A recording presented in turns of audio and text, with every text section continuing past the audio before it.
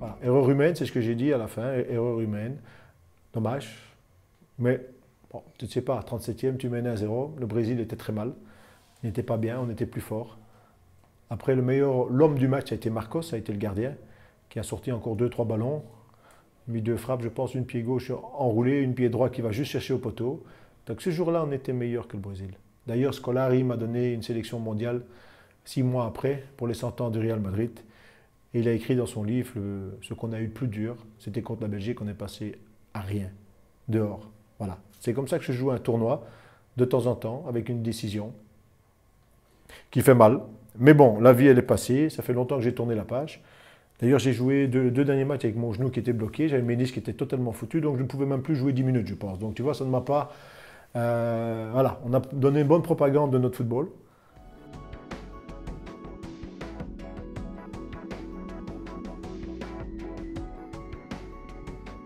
Oui, c'est un goût amer, mais il faut regarder sur l'ensemble.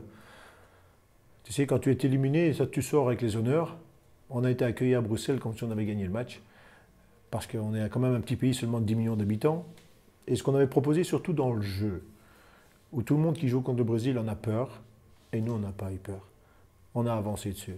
Et ça, c'était la meilleure méthode à faire, où je voyais bien que l'équipe brésilienne n'était pas habituée à être secouée comme ça. Ils regardaient leur banc, leur entraîneur, se demandaient ce qui se passait. Oui, on jouait avec 3 attaquants. Et moi, je venais encore comme 4e. Donc, ils ont eu du mal à s'adapter à ça, ils ne s'y attendaient pas. Et quand tu vois que c'était Rivaldo, Ronaldinho, et encore Ronaldo qui était devant, ce qu'ils n'aiment pas, c'est reculer, revenir. Et nous, on a joué pratiquement à la ligne médiane, donc ils étaient toujours hors jeu. Donc tu vois, on a été là dans le jeu très malin. Mais on avait une équipe qui avait 30 ans d'expérience.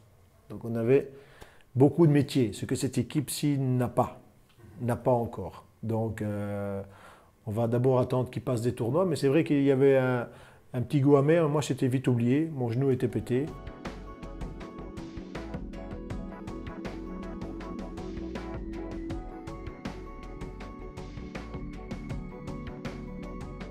Écoute, moi je l'ai très bien digéré, je crois que c'est plutôt dans l'opinion publique et dans le peuple belge, où c'est eux qui m'en reparlent souvent.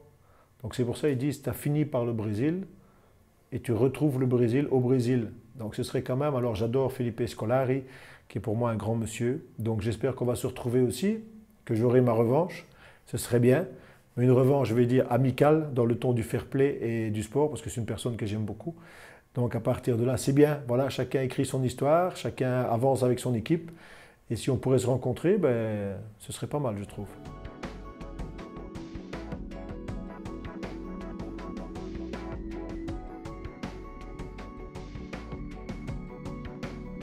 Non, mais regarde, tu vois, c'est parce qu'en 86, moi j'ai vu cette Coupe du Monde. Les 3 premiers matchs, on n'a jamais été aussi mauvais de notre vie. Hein. Ça a été catastrophique. On a été repêché comme meilleur 3e. Et sur 2 matchs, il y a tout qui change. Et ça, ce n'est pas la réalité non plus. Ça, c'est l'euphorie d'une Coupe du Monde. Où tu gagnes 4-3 contre les Russes, alors qu'on pensait qu'on allait être mangé. On gagne 4-3 et on fait un partout contre l'Espagne, on passe au penalty.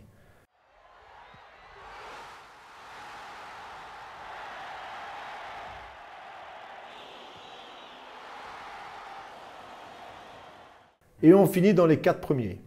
C'est fabuleux. Donc c'est une belle histoire, mais tu vois à quoi ça tient? À pas grand-chose. Finalement, le tournoi s'est joué 3 très mauvais matchs, un match exceptionnel contre la Russie, et on fait un bon match contre l'Espagne et on passe. Donc voilà, ça c'est le tournoi, ça se joue sur pas grand-chose. Maintenant, après, on verra bien si cette génération sait le faire. Tout dépend de la qualité. Avant, nos clubs belges étaient au sommet européen. Maintenant, ce n'est plus le cas. Maintenant, ils sont tous partis à l'étranger, ils sont tous expatriés. Donc c'est une situation qui est différente.